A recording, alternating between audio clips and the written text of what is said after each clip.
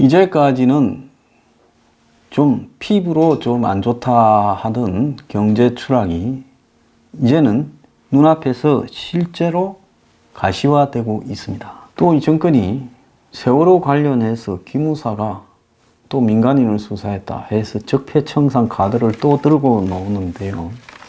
경제가 나빠지면 이 적폐청산에 대해서는 이제 뭐라고 하느냐, 국민들이 고마해라, 많이 묻다 아이가, 이렇게 이야기를 하게 돼 있습니다.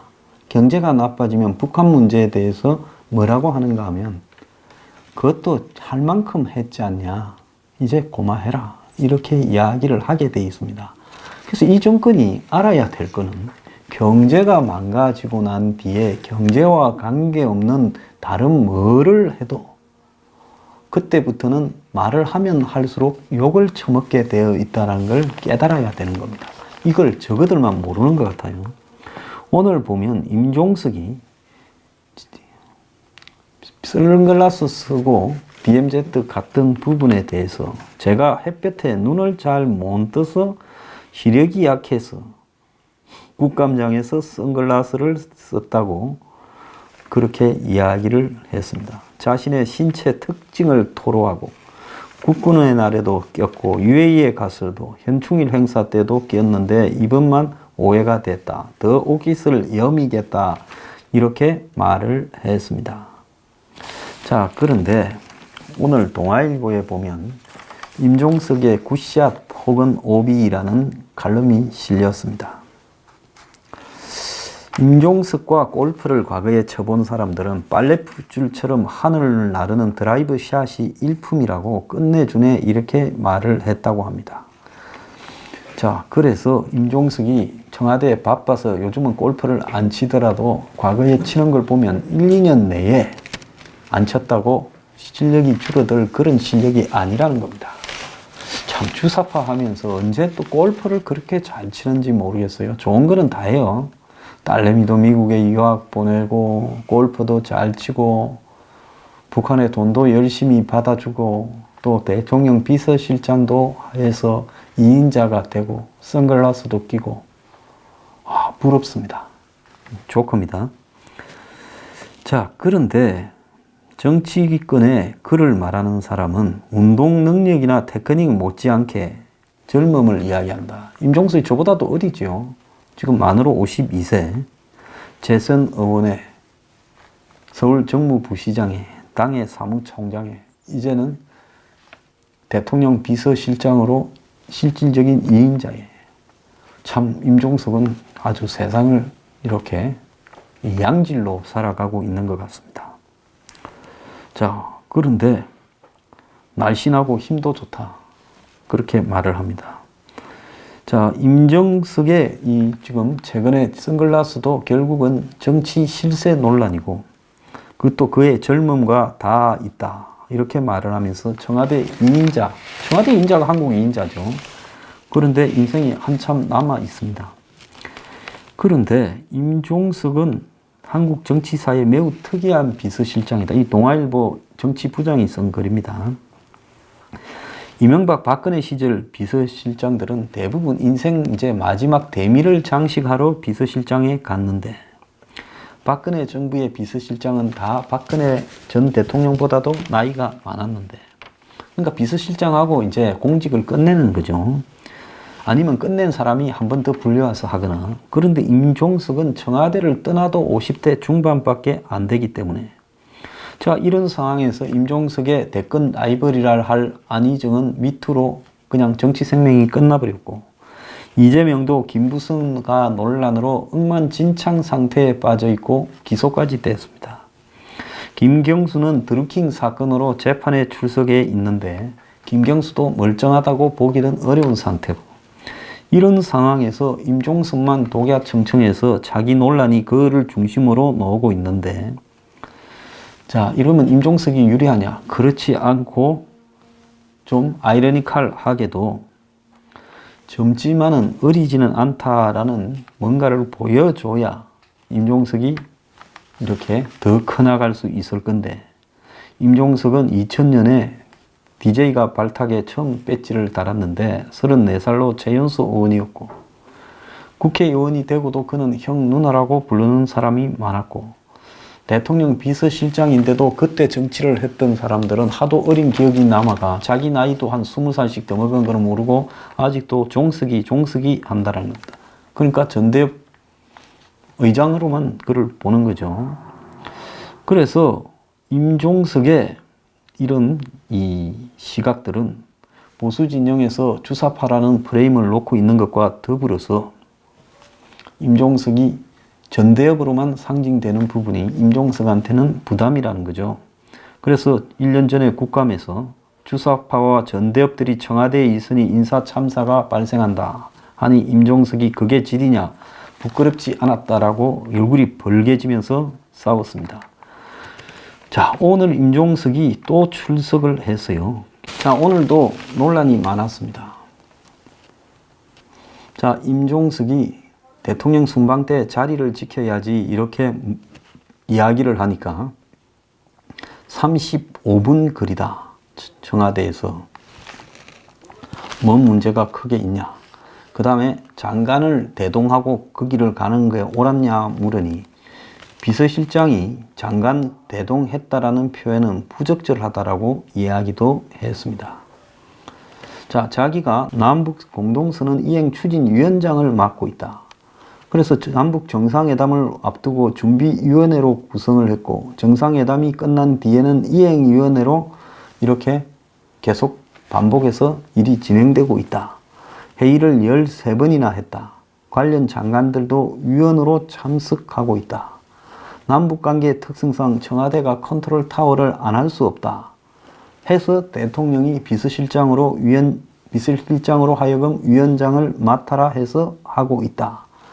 그러면서 이행추진위원회 회의에서 평양 공동선언에서 합의된 현장을 점검 격려하기로 결정을 해서 10월 중에 가기로 했는데 국방부에서 유해 발굴 현장이 좋겠다 해서 가게 된 거다.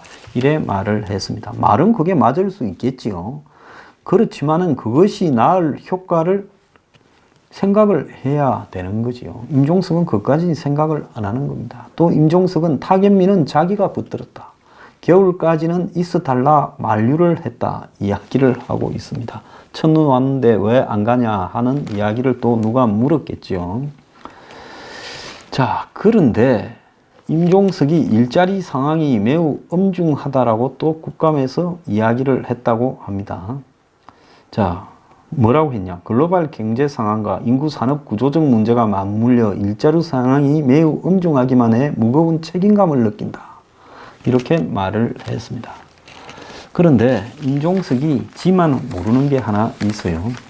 임종석이 실세라는 것은 부인할 수 없고 자신이 북한과의 문제에서 주사파로서 또 북한의 지적재산권이나 방송의 한마디로 한국의 권리를 채권 추심해주는 입장의 일을 비서실장 가기 전까지 재단을 만들어서 했다라는 것은 그건 부인할 수 없는 일입니다. 그걸 이제 와서 부인하면 비겁한 일이겠죠.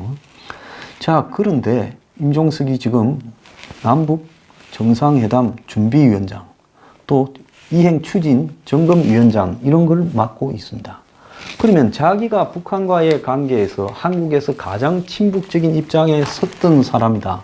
이걸 갖고 제가 가짜 뉴스라고 이야기하면 저는 대법원까지 가서 한번 싸움을 벌려볼 생각이 있어요. 그거 부인 못하지요. 아무나 북한이 위임장을 써줘서 네가 우리 대신 한국의 TV가 우리 방송을 틀거나 한국의 이 출판사에서 우리 작가 소설이나 시를 내면 네가 가서 돈 받아와서 우리한테 보내라. 그래 받아주는 역할을 하다가 북한의 오이사 조치로 돈을 못 보내니까 이제 공탁까지 걸었지요. 아무나 한테 위임장을 써주겠습니까? 조폭이 수금 활동을 아무나 시키겠어요? 믿는 놈한테 시키지. 안 믿는 놈한테 시키면 중간에 삥땅을 하겠죠. 그만큼 북한의 신임도 받고 골프도 잘 치고 딸도 유학 보내고 참 탁월한 능력을 가졌습니다. 임종석 실장의 딸은 이름이 동아랍니다. 임동아. 미국 유학 때문에 시비가 걸렸는데 이미 9월 20일 날 강용석 변호사가 소셜미디어에 임종석이 딸은 미국 유학을 보냈군요. 희한하게도 반미 외치고 좌파인 사람들이 아들, 딸은 일찍부터 미국 유학 보내는 건 뭘까요? 좌파의 이중성이랄까? 임종석도 그럴까요? 라고 이야기를 했습니다. 자, 이 부분과 관련해서 이석기도 그랬지요. 아들 보고 미국 유학 갔는데 공부 열심히 해라. 자, 임종석은 비서실장에 들어가기 전에 남북경제문화협력재단이라는 걸 만들어서 2005년에 북한 조선중앙방송위원회에서 권한을 대행을 받아가지고 국내 방송사의 저작권료를 거두었고 13년간 재단이 방송사에서 거둔 돈이 22억이었고 북한 작가의 문학작품을 펴낸 국내 출판사의 저작권료 7억을 거두어서 실제로 북한에 송금도 했고 그래서 임종석은 이런 대북협의는 물론 재단 출범을 주관한 이사장이었습니다. 지난 4월 24일 미국의 월스트리트 저널은 임종석이 친북 방미 행위 때문에 국회의원이 된 뒤에도 미국 비자를 얻는데 어려움을 겪었다. 1989년 인터뷰에서는 미국을 착취적인 정치로 한국을 도둑질했다라고 비판했고 동시에 주한미군을 줄이고 군사훈련을 중단하라 이렇게 요구하기도 했다는 겁니다. 자, 이런 임종석이 다 그냥 이 정권 하에서는 여권 내부에서 임종석을 당할 사람도 없고 야당이 한국당이 임종석을 오늘 국회에서 조진다 해도 제대로 조져지지도 않을 겁니다. 한국당 실력에. 그런데 임종석은 어디에서 가느냐? 경제 때문에 가는 겁니다. 오늘 KDI가 한국 성장률을 2.7%로 지금 낮추어서 이야기를 했고 내년에는 2.6%로 전망을 했습니다. 자, 올 초에 정부는 2.9라고 했는데 이제 2.7%까지 낮췄는데 실제로 끝나고 나서 어떻게 될지는 지금 아무도 알 수 없지요. 자, 그런데 지금 구조조정의 여파가 중소기업까지 덮치고 있다. 그러면서 특히 자동차 조선 협력업체인 중소기업들의 이 피해가 두드러지고 2009년 금융위기 이후 이런 중소기업의 생산 하락이 가장 큰 폭으로 지금 나타나고 있다는 겁니다. 통계청에 따르면 어제 9월 중소기업 제조업 생산 지수가 97.0을 기록했어요. 이거는 2015년이 100이라고 할 때 그 기준으로 한 겁니다. 그래서 올해 1월에서 9월까지 제조 중소기업 생산이 지난해 같은 기간보다 마이너스 4.3이 줄었다는 겁니다. 그래서 주로 지금 타격을 입고 있는 업종이 자동차 부품, 기타 금속 가공업, 플라스틱 제조업 등에서 감소폭이 컸는데 지금 주력 산업으로 손꼽히던 자동차 조선 불황이 거기와 연관된 하청 협력업체로 가면서 지금 타격이 가시화되고 있다는 겁니다. 이와 관련해서 오늘 조선일보도 중소기업 일감이 70% 줄고 기계 절반이 놀고 있다. IMF 위기 때도 이 정도는 아니었다라고 이야기를 하고 있습니다. 그래서 중소기업 9월 생산 지수가 14%가 급락을 했고 대기업보다 10배 이상의 타격을 받고 있다. 그래서 바늘 시야공단 등에 있는 자동차, 전기, 전자, 제지 등 다양한 중소기업들이 지금 상황이 언론이 말을 하거나 지금 수치가 예측하는 것보다 훨씬 심각해서 공단 곳곳에 지금 공장 임대 매매라는 플래카드가 걸려 있다고 지금 말을 하고 있습니다. 자, 이게 바늘공단, 그 다음에 시화공단, 남동공단, 주안산업단지 등 수도권 일대 대부분의 공장이 다 이 모양이라는 거예요. 그래서 납품 물량이 반토막 나고 인건비는 2배가 되고 내년이 더 두렵다면서 주 52시간이 본격적으로 적용되어서 거기에 페널티를 미게 된다면 정말로 암담해진 상황이 예측된다. 이렇게 말을 하고 있습니다.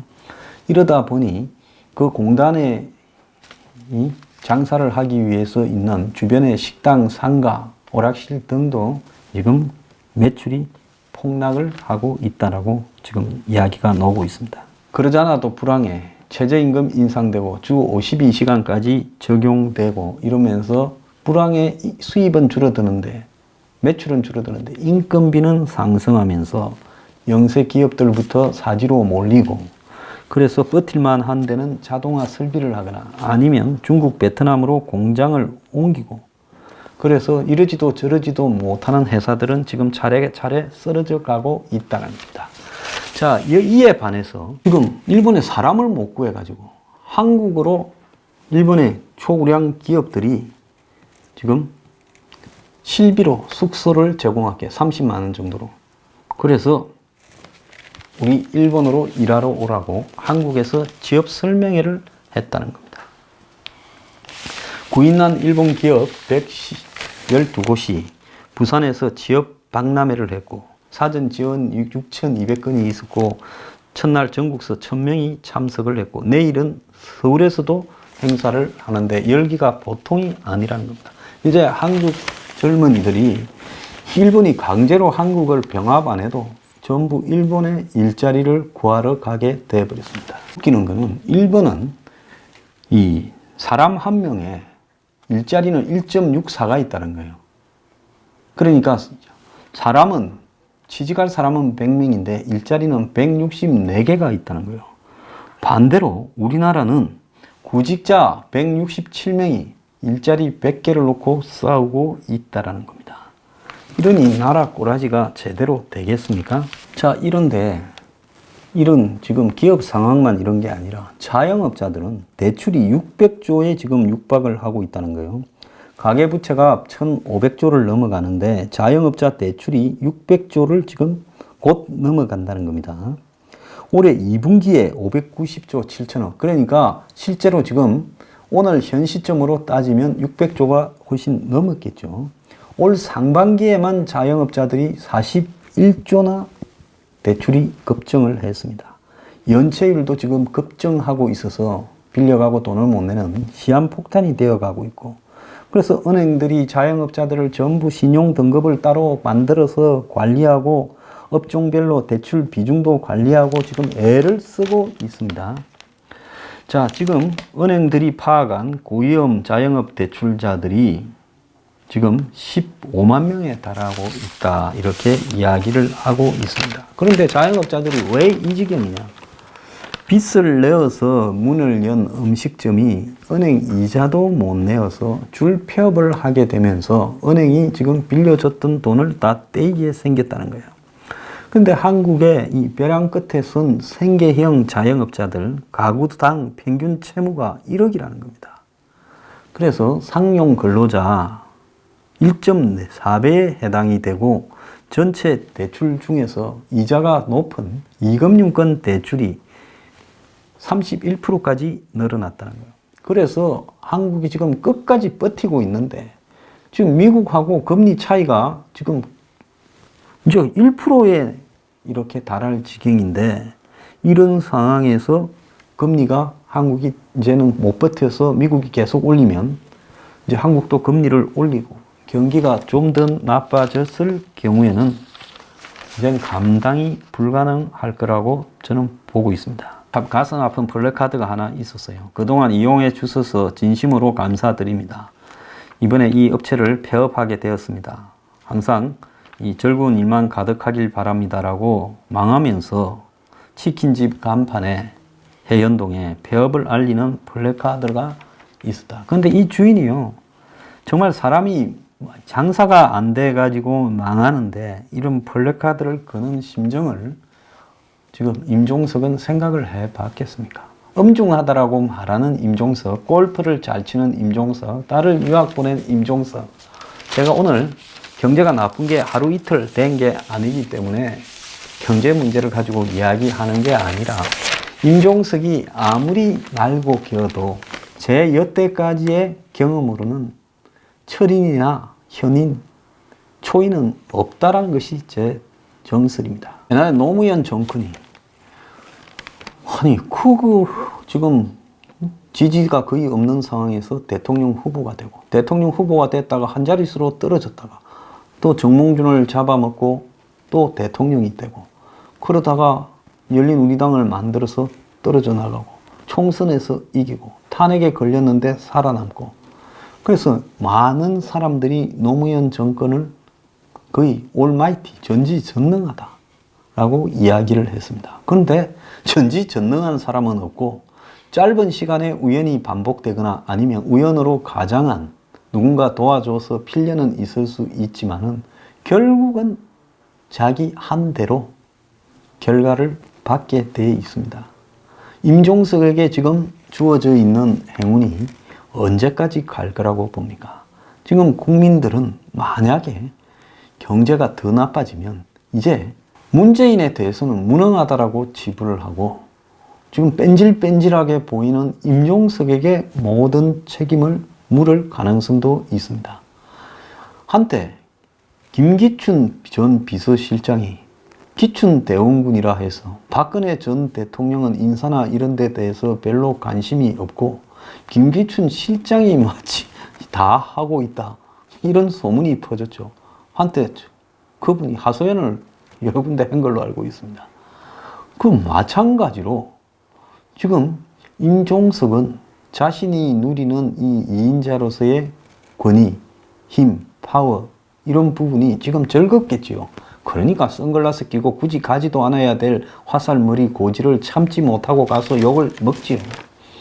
그래서 사람은 자기가 힘이 있으면 그 힘을 밖으로 알리지 못해서 안달이 나는 겁니다. 그걸 참지 못하고 선글라스를 끼고 안 가도 될 때를 가고 또 꽃할배라는 야당 대표들을 언급해서 표현을 쓰고 또 국회에 나와서 야당 의원하고 말싸움을 하고 이렇게 하고 있습니다. 진짜로 현명하다면 제가 몸이 좀 불편해서 국회에 나가기는 나왔지만 죄송합니다. 잘못했습니다. 제가 뭐 좀 분별력이 없었네요. 앞으로는 지죽은 듯이 조용히 살겠습니다 하고 이렇게 머리를 숙이면서 공격 대상에서 빠져야 되죠. 그런데 지금 한간의 언론에 임종석이 등장하는 비율이 얼마나 높습니까? 지금까지 대선 후보가 된 사람들 중에 뭐 상김씨나 박근혜 이런 말고 처음부터 유력해서 2인자다라는 사람이 대통령 선거에 가서 당선된 적이 있습니까? 없습니다. 그래서 임종석은 누가 임종석이한테 임자냐? 지금 무너지는 경제가 임종석을 아마 발목을 잡고 임종석한테 폭탄으로 돌아갈 거라고 보고 있습니다. 임종석이 어리석어요. 하나만 알고 두 개는 몰라요. 지금 이 경제를 수습할 능력이 안 되면 그냥 비서실장 한 것도 내복에 과다 생각하고 겸손하게 머리를 탁 숙이고 숨어 있어야죠. 그런데 그걸 못 참고 뻣뻣하게 이렇게 2인자 노릇을 하고 있는데 앞으로 망가진 경제는 제 장담을 합니다. 6개월 안에 국민들이 어떻게 이야기를 하고 이 정권 지지율이 어떻게 되는가 한번 보십시오. 북한 문제 아무리 잘해도요. 경제 망가지면 김정은이 말도 꺼내지 마라 보기도 싫다. 한국에 오면 그냥 두지 않겠다. 더 나아가서 적폐청산 말도 하지 마라. 경제나 살려라. 그것도 못하는 것들이 뭔 헛소리를 하냐라고 될 겁니다. 지금 이 정권요 제가 볼 때 끝났어요. 한마디로 우매한 자들만 그걸 모르고 마지막까지 권력을 향유하고 그걸 또 뭐 어떻게 해보겠다 하다가 꼭 어디로 가요? 가는 데가 있어요. 그럼 뭐 여러분들도 다 잘 알지 않습니까? 어디로 가게 될 줄요? 남을 많이 보낸 만큼 지도 가야지요.